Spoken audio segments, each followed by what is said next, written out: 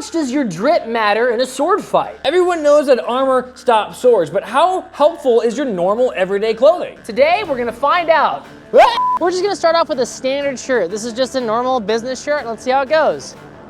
All right. I mean, that's still a super deep cut. It did stop me from going all the way through. Same shirt, Katana. The shirt did not help much there. I will say, that longsword's pretty dull. Yeah. Same shirt with the daw. Like it wasn't even there. So part of it cut, part of it ripped, because that last one we had to kind of drape weirdly. No, actually it just cut the sleeve right off. So the previous one was actually kind of hard to cut through. It had a thicker fabric, not thick so much as it was like tough. This is a lot stretchier. It's kind of a waffle shirt. We'll see how it goes. Ooh. So it cut through it, but it Stopped it. Stopped it. No, it went in. Well, that didn't help it. It means your cuts have to be perfect. If it's off the tiniest bit, the shirt will throw it off and kind of protect you. Protect you, but I'm convinced that that would have broken your arm. That would still hurt your arm and probably break bones, but you still have your arm attached. It cut all the way through the shirt, and then it cut off, but it didn't finish cutting through the shirt. But the rest, arm still got. Didn't protect you there. No. I think I just whiffed. You just missed? So I think billowy loose clothes have an advantage. Okay, it hit the shirt and I could feel it twist and rip through. So it did kind of gum up the cut because the edge alignment was good enough. I don't think this is gonna work, it's too much fabric. No, ooh. It didn't go very deep, but I mean, that would suck. There is a problem here, and that problem is that tatami weighs almost nothing. Ooh. I mean, I'd say that's not good. What's interesting is it's not really pulling the fabric into the wound, but the fabric is, when it makes contact, kind of moving the sword a little bit, which kind of throws off the edge alignment. The longsword doesn't slice as easily as the katana because of the geometry. It seems to be stopping it from having any slicing action, which means it's just doing a pressure cut. So broken bones, but it's a cold day, so you're wearing a shirt and a jacket. Let's see how much more protected that is. Yeah, it did cut through both and still went in. Not that deep actually. It just cut the clothes. The mat under it is pretty unharmed. That one was an even worse cut, so it did even less damage. Your edge alignment has to be perfect with clothes on. We go this way. That actually is a lot harder. Try to aim here. The katana is so much sharper, so it cuts a lot easier. Longsword maker, sharpen your longswords more. Bargain basement but katana comes sharper than a normal longsword. It makes me mad. Neither of us know how to sharpen. Oh, yeah. That went pretty deep. I'd say that's a successful hit. Oh, that went at least halfway. The clothes did help. But that guy is done. Yeah. It went really deep. That guy's done. Yeah, that's almost all the way through. It's so messed up. It's barely holding together, but we're running out of clothes. That one went through. The clothes is holding it together. The clothes be holding it together. Clothes are holding it all together. Look at that cut though. That was a good cut, David. Was it? Look at that. Through.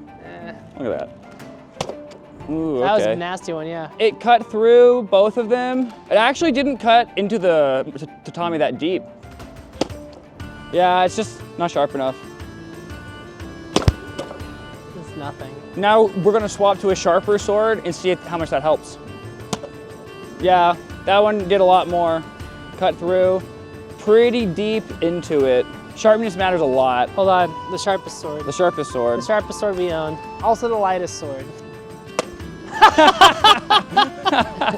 I think we have a problem with this test, and that is that only one of our swords is actually sharp. Well, this proves to cut people, you don't need that sharp a sword. If they're wearing an amount of clothes, sharpness suddenly matters a lot. Yeah, a lot. Because that went through like it was nothing. And even the katana couldn't go through it. Yeah, it went a lot, but that went all the way. Yeah. Now we're throwing some snap cuts.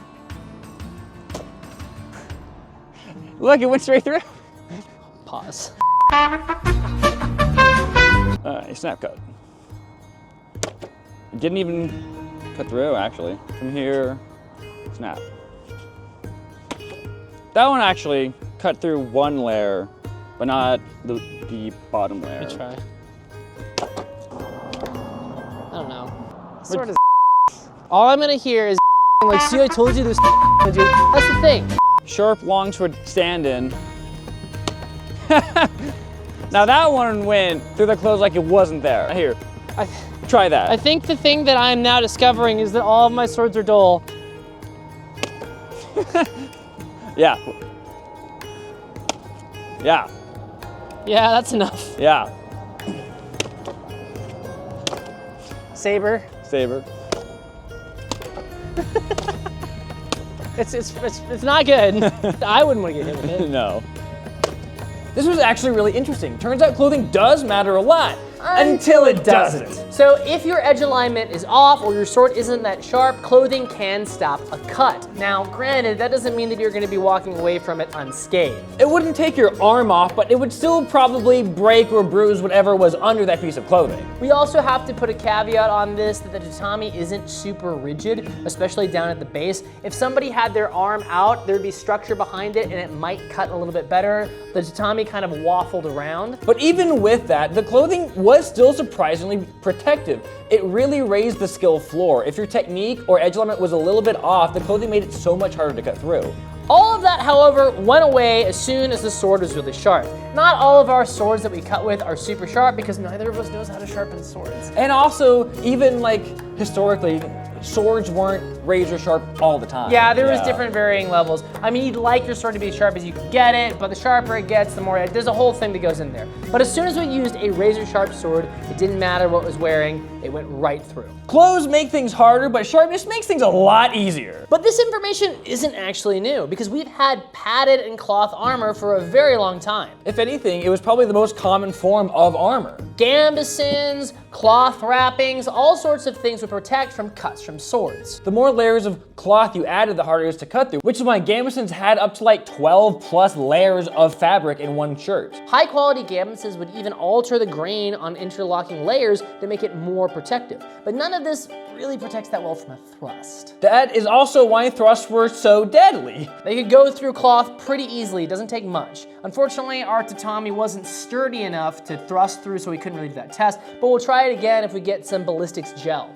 We also found that tight clothing was a lot easier to cut through than loose or baggy clothing. This makes a lot of sense because if the clothing is baggy, it can catch the sword up and turn it. It's not tight to the body and it causes a lot more interference with the cut. Plus, even if you had one layer of baggy clothing, as it gets hit, it bunches up on each other, effectively creating multiple layers. There are even other advantages to baggy clothing, and that is maybe I'm thrusting and instead of hitting the person, I catch the clothing instead. It kind of camouflages where the body is. This is also why we saw baggy clothing historically. So really, we're left with two takeaways. If you don't want to get tripped up by your opponent's drip, sharpen your sword and make sure your edge alignment doesn't suck. We hope you enjoyed this video. It was a lot of fun to make and also a lot of work. Tatami is not cheap, so if you want to help support the channel and let us do more videos like this, please consider supporting us for as low as $1 a month on Patreon. See you on the next video.